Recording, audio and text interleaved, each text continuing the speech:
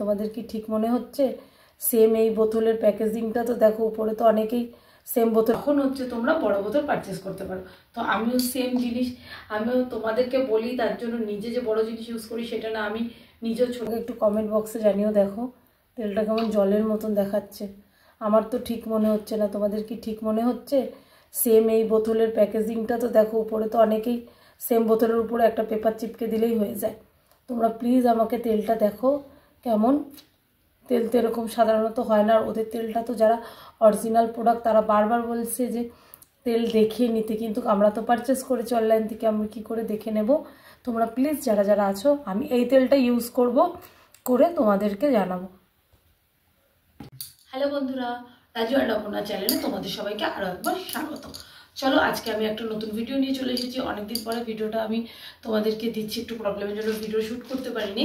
তো এখন যে একটা ট্রেন্ডিং তেল চলছে, চলো আমি এই তেলটা পারচেস করেছি। তোমরা বুঝতেই পারছো আমি কী তেল পারচেস করেছি। এখন এই তেলটা নিয়ে প্রচুর ভিডিও হচ্ছে, তার জন্য ভাবলাম চলো আমিও তোমাদের সাথে তেলটা শেয়ার করে নিই। তো আমি ওদের ওয়েবসাইটে গিয়ে তেলটা অর্ডার করেছিলাম। আমার হাজব্যান্ড মানে তোমাদের দাদা খুব এক্সাইটেড জন্য ওপেন করে ফেলেছে। তো আমি তোমাদের প্যাকেজিংটা দেখাচ্ছি। এই যে ওদের এরকম একটা সুন্দর একটা বক্সে এরকম আসে। চলো বক্সের ভেতরে আমি তোমাদেরকে দেখাচ্ছি। ঠিক এরকম টাইপসের দুটো বোতল, দেখে নাও। এই তেলটা হচ্ছে আদিবাসী হেয়ার অয়েল। আমি হচ্ছে একটা ছোট বোতল পারচেস করেছি। এটার দাম হচ্ছে সবাই এখন মোটামুটি জেনেই গেছো, আমি 499। তো আমি প্রথমে বড় বোতল পারচেস করিনি, কারণ আমি জানি সবাই বলছে তেলটা খুব ভালো, খুব সুন্দরটা কমে যাচ্ছে, সব কিছু এভরিথিং ইজ অল।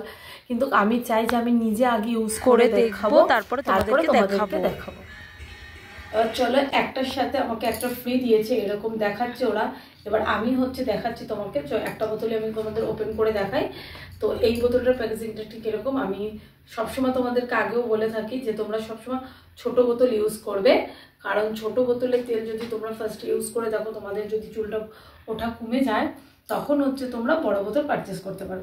তো আমিও সেম জিনিস আমিও তোমাদেরকে বলি, তার জন্য নিজে যে বড় জিনিস ইউজ করি সেটা না, আমি নিজেও ছোট বোতলে ইউজ করে নিচ্ছি। কারণ এটাকে আমি ফার্স্টে ইউজ করব, দেখবো সত্যি সত্যি এটা কার্যকারী হয় কি না, তারপরেই হচ্ছে তোমাদের সাথে আমি এটা রিভিউ দেবো।